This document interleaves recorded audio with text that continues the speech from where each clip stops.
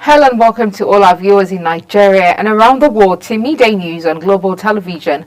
We're coming to you live from the nation's capital, Abuja. I am Queen Agaba. A quick reminder that Global Television is on DSTV channel 365 and free to air on Nigecomsat. President Tinubu has addressed Nigerians in a nationwide broadcast to mark the nation's 64th independence anniversary. The president stated that the country has experienced a large number of challenges, but has learned to better manage its differences. 6 years after independence, our country descended into a political crisis that led to a bitter and unavoidable civil war.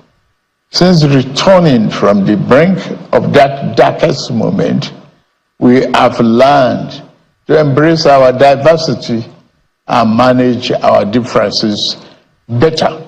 Tinubu also highlighted the successes recorded by his administration with a promise to roll out more people-oriented initiatives. Meanwhile, the People's Democratic Party (PDP) has criticized President Bola Tinubu for allegedly making false claims of achievement in his 64th Independence Day speech. The opposition party claimed that the president's speech exposed the ruling All Progressives Congress's insensitivity to the struggles of Nigerians. However, in a reaction, the ruling party described the PDP as a party seeking relevance. In a related developments, the Fearless in October protest recorded a low turnout in the Federal Capital Territory and across states amid the heavy presence of security operatives. The organizers of the protest, the Take It Back movement, rejected the planned 30-day National Youth Confab announced earlier by President Bola Tinubu. The group described the initiative as a jamboree allegedly designed to reward the president's supporters.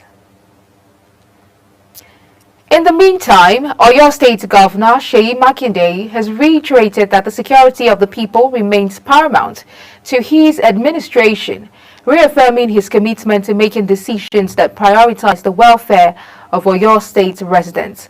Speaking during a state broadcast October to mark Nigeria's 64th independence anniversary, Governor Makinde highlighted the importance of strengthening democratic institutions and fostering unity among Nigerians.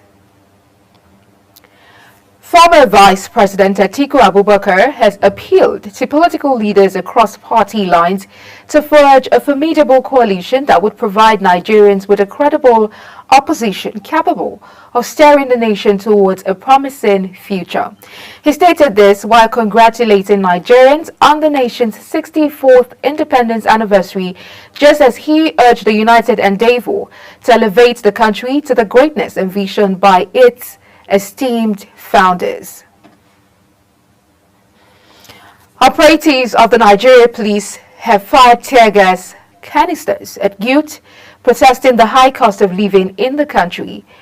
However, in an effort to disperse the protesters, the operatives of the police resorted to the use of force. Nigeria cannot claim to be an independent nation when the people are not independent of hunger, the people are not free from insecurity. The institution that is meant to protect the people are even constituting the highest threat to security in this country. Nigeria cannot claim to be an independent nation. The protesters had assembled near the popular Beggar roundabout at about 7 a.m., marching towards the Eagle Square.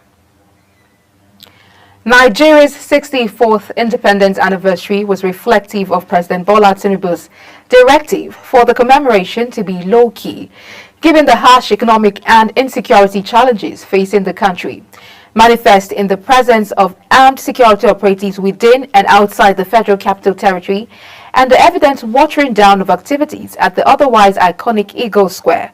Global Television's political correspondent Anthony Momodu reports that Nigerians expressed mixed feelings on the low-key celebration.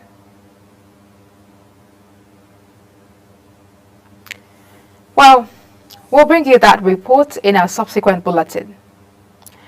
Governor of Taraba State, Dr. Agbu Kefas, says Nigeria can succeed despite negative forecasts or opinions from other nations. He called on Nigerians to remain hopeful, resilient, and work towards maintaining a culture of excellence. Kefas, in his message to mark Nigeria's 64th independence anniversary, shared on his verified X handle, called on Nigerians to reflect on the dreams of the nation's founding fathers while working to maintain a culture of excellence. Zamfara state government has intensified its efforts to routine polio immunization as the state initiated a house-to-house vaccination campaign extending to religious centers and schools to immunize eligible children against polio. The State Commissioner for Health, Dr. Aisha Anka, while going around Gusau and Bungudu local government areas of the state to supervise the polio vaccination campaign. The ongoing polio vaccination campaign is to maintain and sustain its status of not a single polio case in the state for the past 1 year. Global Television brings you details. Polio routine immunization in Zamfara State is a public health initiative aimed at protecting children from the polio virus, which can cause paralysis or death. The State Commissioner for Health, Aisha Anka, who was in some parts of Gusau and Bungudu local government areas of the state to monitor the ongoing polio vaccination campaign, said the Dauda Lawal administration is committed to the well-being of the residents, and this informed the robust campaign on polio vaccination and support to the health sector. Okay, we are here for supervision for this polio campaign that is ongoing. His Excellency has directed me to ensure that all the citizens of Zamfara State get the right healthcare services that they deserve. In Zamfara State, quality health services is a right of a citizen, not a privilege. Director of Immunization, Zamfara Primary Healthcare Board, says the campaign aims to ensure comprehensive coverage and prevent the resurgence of the polio virus by reaching children in all communities, religious centers, schools, and communities, including remote areas. So, as the Honorable Commissioner rightly said, it was a collective effort of the all that are involved, but the major reason why we succeed now is because of the leadership that we currently enjoy in the state. Director of Public Health in the Ministry, Dr. Yusuf Abubakar, explained that there is house-to-house and special teams who take the polio vaccination campaign to religious centers, schools, and internally displaced persons camp. We are enjoying a very, unimaginable, leadership in the health sector. You can see the Honorable Commissioner is here, so that is why you see everybody, is here. All the, including volunteer, everybody is here to support this campaign. Zamfara State Governor Dauda Lawal had declared a state of emergency in the health sector to reposition the health sector and improve the health status of residents, which perhaps the ongoing polio vaccination campaign is one of the commitments to realize that goal. For Global Television, Queen Agaba reporting. Polio routine. In response to the recent cholera outbreak that has claimed over 12 lives and hospitalized 304 others, the Adamawa state government has embarked on a large-scale fumigation exercise in Yola and Jimeta towns. Commissioner for Education, Dr. Umar Garba Pella, representing Governor Amadou Fintri, directed fumigators to conduct house-to-house disinfection in over 20 wards and extend the exercise to all 21 local government areas. You're watching the midday news on Global Television, coming to you live from Nigeria's capital, Abuja. When the midday news returns, government says petrol imports dropped by 3.5 billion litres after subsidy removal. Details of this and more after this break. Please stay with us.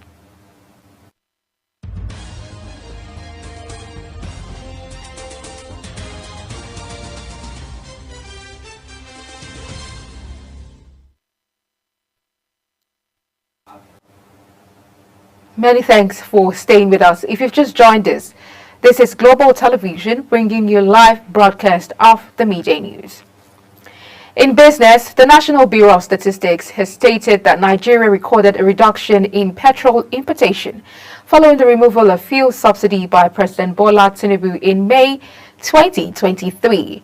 It also says the total of fuel imports reduced to 20.30 billion litres in 2023 from the 23.54 billion litres recorded in 2022, showing a decrease of 13.77% year-on-year. It disclosed this in the latest petroleum products distribution statistics released by the agency, as it noted that petrol imports dropped by 3.58 billion litres in the second half of 2023 compared to the year's first half. Yankaba is one of the busiest markets within the metropolitan city of Kano. Its early morning trading section tells a story of how merchants from around the north are trading there daily. In this report, Global Television's correspondent Idris Jibrin visited the Yankaba early morning market to tell us how business is booming despite persistent price increase of goods and services. Here's report. Kano is commercially viable, and the people of Kano knows exactly how to do business at any time of the day. This place, for instance, is where vegetables and other perishable goods are sold in Kano. It's called Yankaba Morning Market, which operate at between 4 a.m. to 10 a.m. daily. This our market starts in the morning from 4 a.m. to 10 a.m. If you come here 11 a.m., you will not see anybody. The Yankaba Morning Market is largely patronized by restaurant owners, fast food joints, among other households. It's a market supplying vegetables to other markets in Kano. This market is not only serving the people of Kano. You will see people from different parts of the country coming here to buy vegetables. People from Jigawa, people from Bauchi, people from Katsina. The demand is always high here because supply is often very low, which is leading to price increase of the products. You see, in the last couple of months, the price of vegetable have been very, very cost. But we thank God, and I think now is the season of vegetable. So some are going high, some are going low. While this market continues to thrive in Kano, residents are hopeful that the persistent high cost of living occasioned by the increase in price of goods and services will significantly reduce in the next coming days. From Kano, Idris Jibrin reporting for Global Television News. Kano is commercial. The Nigeria Deposit Insurance Corporation, NDIC, says it has strengthened its partnership with the judiciary aimed at enhancing the prosecution of failed banks. The Managing Director and Chief Executive Officer of the corporation, Bello Hassan, stated this at the ongoing 19th Abuja International Trade Fair, where he stated that the NDIC's swift response in the case exemplifies its critical role in maintaining financial stability and protecting depositors from the impact of bank failures. The federal government is expanding its subsidized rice program to alleviate food insecurity in Nigeria, with sales set to launch in Lagos, Kano, and Borno states. Director at the Federal Ministry of Agriculture and Food Security made this known on Monday. Early in September, the Minister of Agriculture and Food Security, Abubakar Kyari, announced the launch of the 40,000 naira per 50 kg subsidized rice in Abuja, stating that the initiative was part of a broader strategy to ensure that no Nigerian goes to bed hungry. He says the subsidized rice program aims to provide relief to citizens amid soaring market prices. The current market price of a 50 kg bag of rice is about 90,000 naira. It is close to 100,000 naira in some other locations. On the foreign scene, the federal government and the United States Agency for International Development have collaborated to drive technological innovation and sustainable development initiatives in the country. This was disclosed in a statement by the Director of Media and Corporate Communications at the National Space Research and Development Agency, Dr. Felix Ale. The statement noted that their discussions focused on harnessing technology to address pressing developmental challenges in Nigeria. This collaboration was formalized during the 79th session of the United Nations General Assembly in New York, where Nigeria's Minister of Innovation, Science and Technology, Uche Naji, met with the agency's Chief Innovation Officer, Mohammed Abdulkader. Tens of thousands of dock workers have gone on strike indefinitely at ports across much of the U.S., threatening significant trade and economic disruptions ahead of the presidential election and the busy holiday shopping season. Members of the International Longshoremen's Association, ILA, walked out at 14 major ports along the east and Gulf Coast, halting container traffic from Maine to Texas. The action marks the first such shutdown in almost 50 years. Reports say a flash flood that swept through a southern city of Iran has killed 15 people, updating an earlier toll of 6 dead. Officials also say after finding the last body of Halin River flood incidents in Jiroft, a total of 15 people are pronounced dead. However, the search and rescue operation has been brought to an end.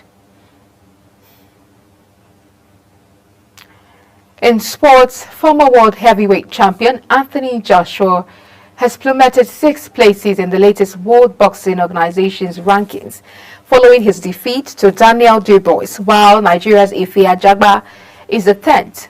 Joshua, who went into the fight as the world's #1 and hot favorite, suffered a shocking 5th-round knockout loss to Dubois on Wembley Stadium in front of 95,000 fans. The defeat has seen the British-Nigerian boxer drop from the top spot to 7th place in the rankings. The 34-year-old was knocked down 4 times in 5 rounds before the referee waved off the contest. Barcelona and Spain football legend Andres Iniesta is set to retire from the game at the age of 40. The veteran midfielder has been a free agent for several months after leaving his latest club, Emirates FC Club, and has decided to draw his career to an end. Iniesta is one of the most beloved of Spain's footballers, having scored the winning goal in the 2010 World Cup final, the only goal of the game for 4 minutes from the end of extra time to secure a first ever world title for La Roja. He was also key in their victories at Euro 2008 and 2012. That's it on the Midday News, and it came to you live from Nigeria's capital, Abuja. We're on DSTV channel 365, StarTimes channel 276, and free to air on Nigecomsat. Kindly follow us across all social media platforms using @GlobalTVNG and other handles now showing on your screen. I am Queen Agaba. Thank you for watching. See you again.